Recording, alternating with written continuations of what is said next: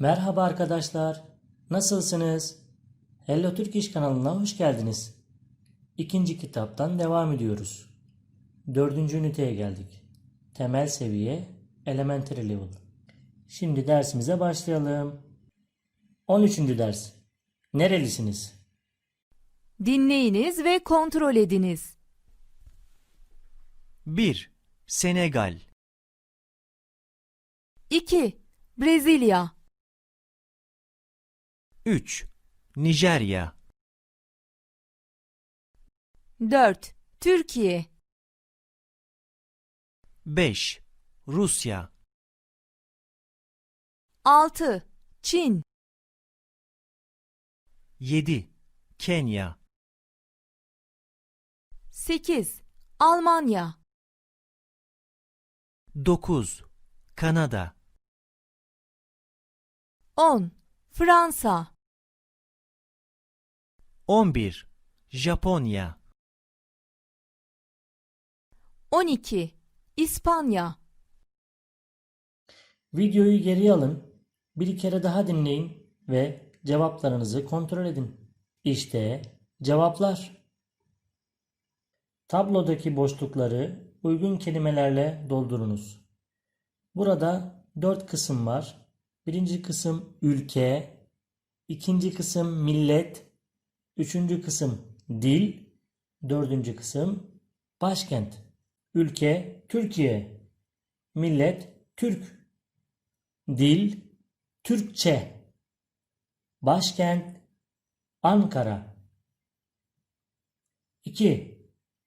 Ülke yok. Ne var? Millet var. Millet ne? Fransız. Fransızlar hangi ülkede? Fransızlar Fransa'da. Fransızlar hangi dili konuşuyor?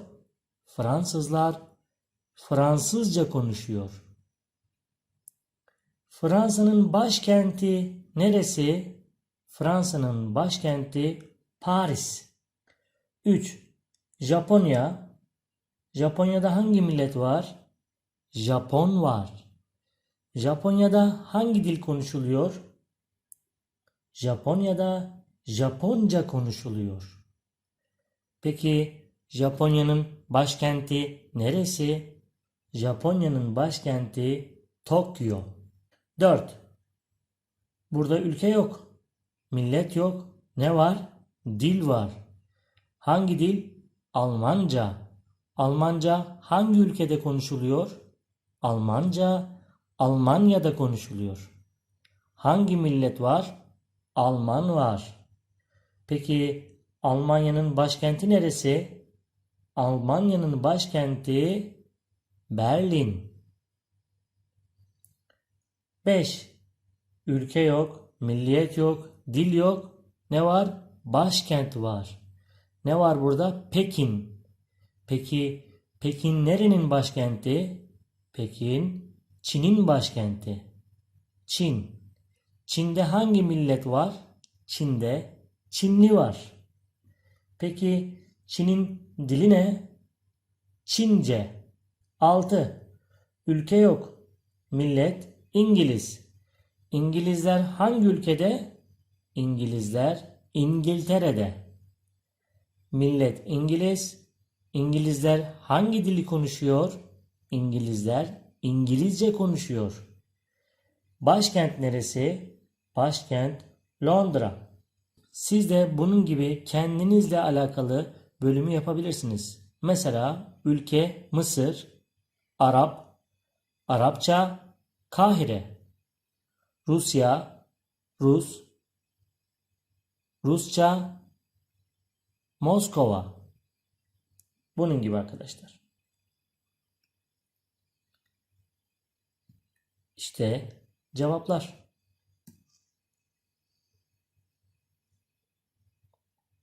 Dersimizin bu kısmında 2 tane dil bilgisi var arkadaşlar.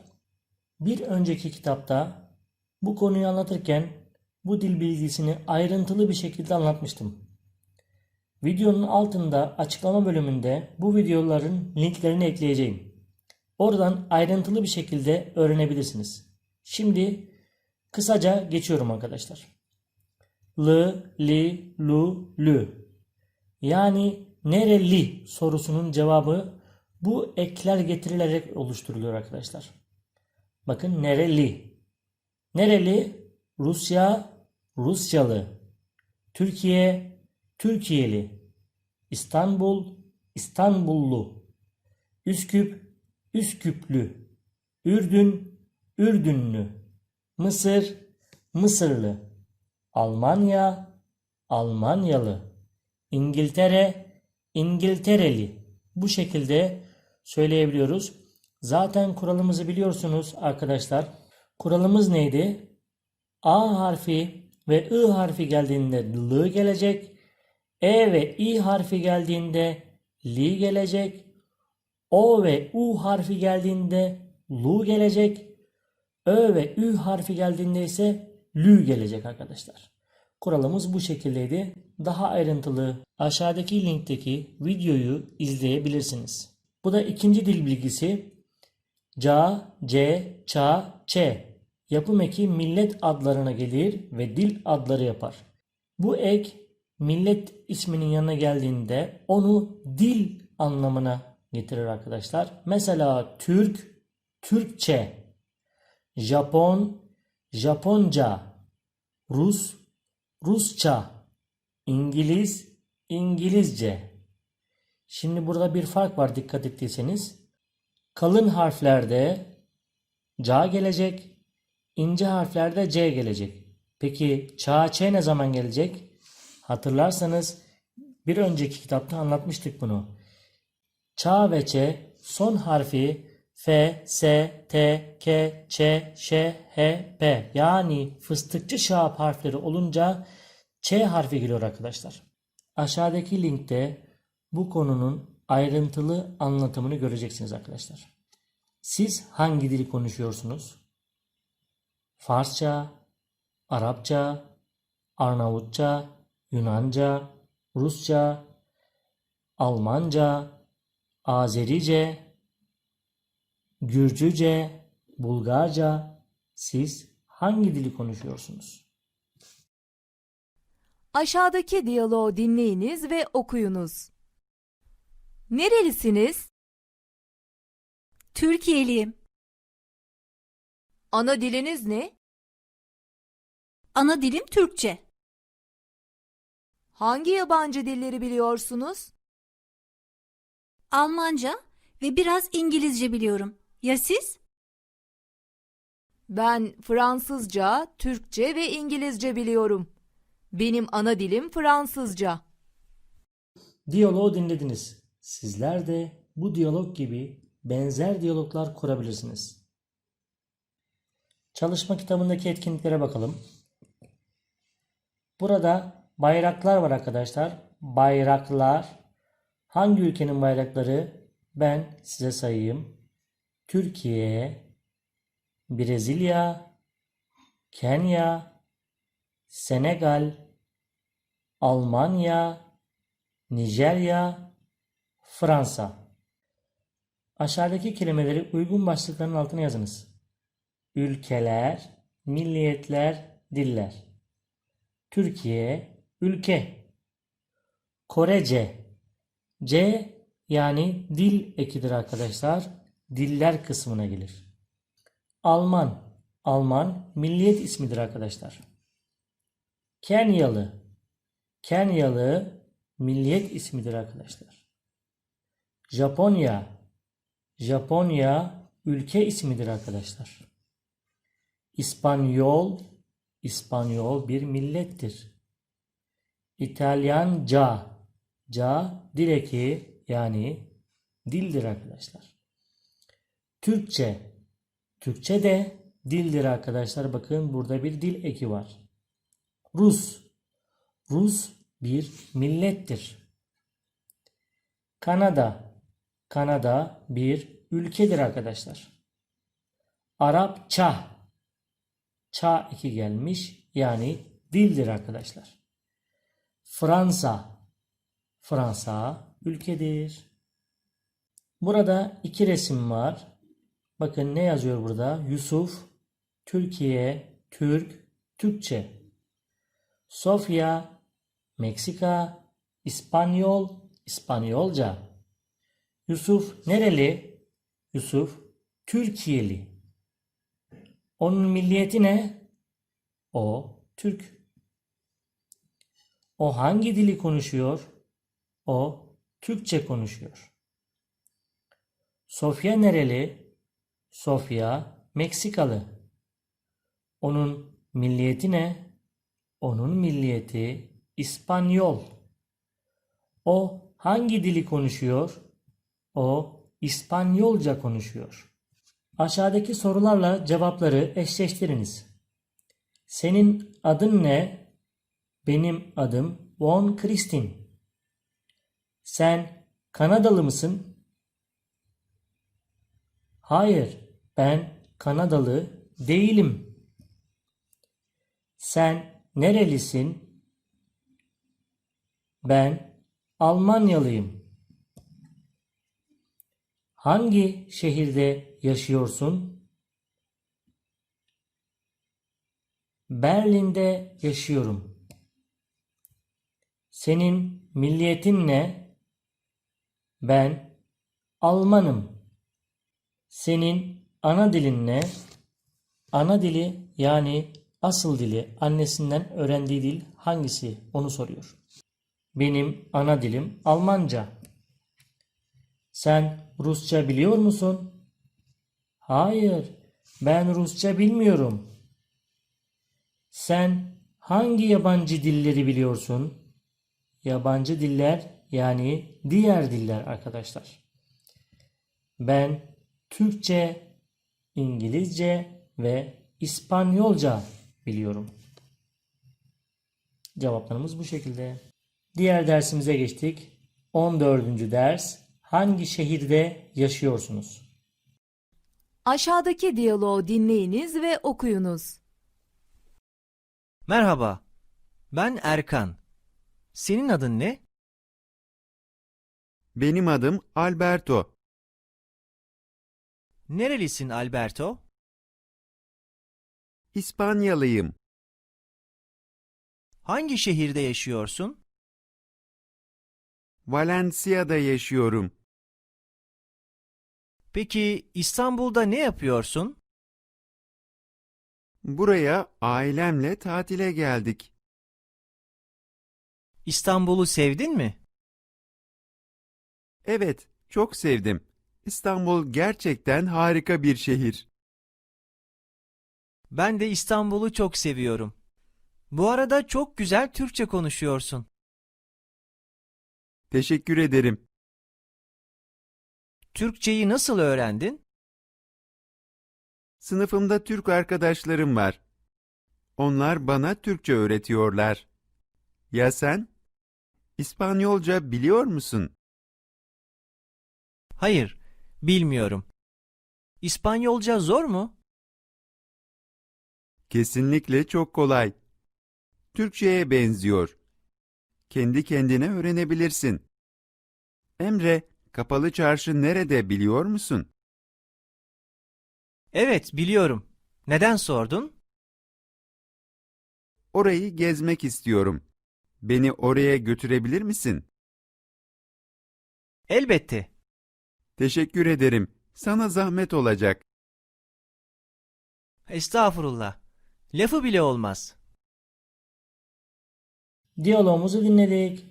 İsterseniz diyaloğu bir kere daha dinleyin. Sonra bir doğru yanlış etkinliğimiz var arkadaşlar. Alberto İspanyalı. Doğru.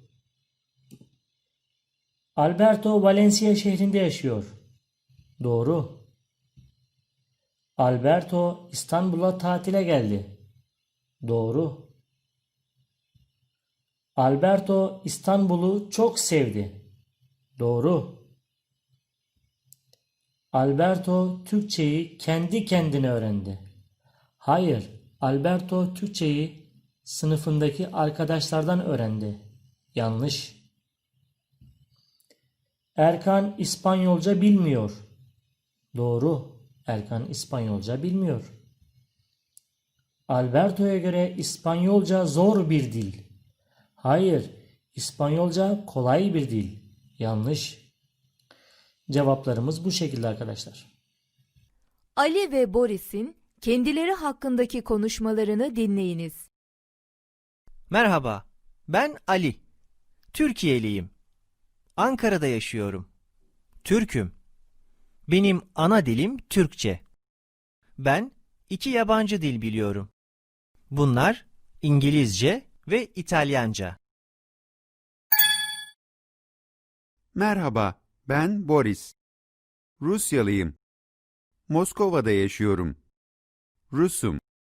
Benim ana dilim Rusça. Ben Türkçe ve Çince de biliyorum. Videoyu geriye alıp metni bir kere daha dinleyebilirsiniz arkadaşlar. Dinledikten sonra buradaki soruları cevaplayabilirsiniz. Cevaplarınızı yorumlar bölümüne yazabilirsiniz. Burada sizin için 4 tane soru var. Bu soruların cevaplarını burada 4 tane soru var arkadaşlar. Bu soruların cevaplarını yorumlar bölümüne yazınız. Nerelisiniz? Milliyetiniz ne? Hangi dili konuşuyorsunuz? Nerede yaşıyorsunuz? Mesela ben Türkiye'liyim, Türk'üm, Türkçe konuşuyorum, İstanbul'da yaşıyorum. Bulunma haleki. Bu dil bilgisi kuralını geçen seneki kitapta yine ülkeler konusunda görmüştük arkadaşlar. Daha ayrıntılı öğrenmek için videonun altına bırakacağım linkten o videoya ulaşabilirsiniz arkadaşlar. Şimdi ben kısaca anlatayım size. 2 tane sorumuz var. Nerede ve kimde sorularına cevap veriyoruz. Nerede yaşıyorsun? İstanbul'da yaşıyorum. Paris'te yaşıyorum. New York'ta yaşıyorum. Almanya'da yaşıyorum. Berlin'de yaşıyorum. Roma'da yaşıyorum. Moskova'da yaşıyorum. Azerbaycan'da yaşıyorum. Yunanistan'da yaşıyorum. Bakın hepsinde farklı. Da, te, ta. Burada kuralı göstermişiz. Da, de. Kalın sesli harflerde da, ince sesli harflerde D gelecek arkadaşlar. Bir de fıstıkçı şapımız var değil mi? Fıstıkçı şapta da ta ve T gelecek arkadaşlar. Burada da Paris kelimesinde S harfi olduğu için fıstıkçı şap gelmiş. New York'ta burada da K harfi olduğu için New York'ta derken K harfi olduğu için ta gelmiş arkadaşlar. Kimde sözlük var? Bende sözlük var. Onda sözlük var. Esra'da sözlük var. Ahmet'te sözlük var. Bir de dikkat ettiyseniz arkadaşlar burada işaret var. Bakın kesme işareti. Bu işaret özel isimlerden sonra gelen eklerde gelir arkadaşlar. Bunlar da gelmiyor. Çünkü bunlar özel isim değil. Çalışma kitabından devam ediyoruz. Aşağıdaki diyaloğu uygun kelimelerle tamamlayınız. Benim adım Selma. Senin adın ne? Benim adım Katya. Bakın burada cevap var, soru yok. Cevap ne? Rusyalıyım. Yani sorumuz ne? Yine burada da arkadaşlar soru yok. Cevabımıza bakalım. Moskova'da yaşıyorum. Hangi şehirde yaşıyorsun? Moskova'da yaşıyorum. Cevap 16 yaşındayım. Kaç yaşındasın? Cevap Türkçe ve İngilizce biliyorum. Hangi yabancı dilleri biliyorsun? Nerede yaşıyorsun? İstanbul'da yaşıyorum. Nerede yaşıyorsun? Ankara'da yaşıyorum. Nerede yaşıyorsun? Bursa'da yaşıyorum. İzmir'de yaşıyorum. Nerede yaşıyorsun? Bükreş'te yaşıyorum. Metinlere göre doğru kelimeleri yuvarlak içine alınız. Onun adı Farida. O Nijeryalı. Farida 14 yaşında. O şimdi İstanbul'da yaşıyor. Farida nereli? Farida Nijeryalı. Farida kaç yaşında? Farida 14 yaşında. Farida nerede yaşıyor? Farida İstanbul'da yaşıyor. İkinci metnimize geldik. Onun adı Mustafa. Mustafa Bey Türkiye'li. O Türkçe öğretmeni. O şimdi Jakarta'da yaşıyor. Mustafa Bey 34 yaşında ve evli. Mustafa Bey nereli?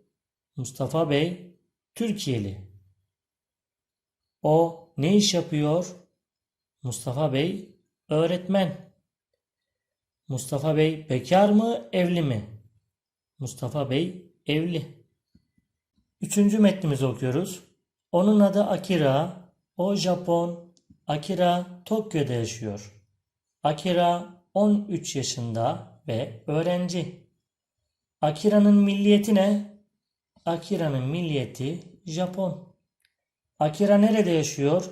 Akira Tokyo'da yaşıyor. Akira kaç yaşında? Akira 13 yaşında. Akira öğrenci mi? Evet, Akira öğrenci. Dersimiz burada bitti arkadaşlar. Dil bilgisinde anlamadığınız yerler için açıklama bölümüne videolar ekledim arkadaşlar. Bu videolara girip o bölümlerle alakalı dersi daha ayrıntılı bir şekilde öğrenebilirsiniz. Hello Turkish kanalına abone olmayı, arkadaşlarınıza kanalı tavsiye etmeyi ve videodaki soruların cevaplarını yorumlar bölümüne yazmayı unutmayınız. Bir sonraki derste görüşmek üzere. Hoşça kalın.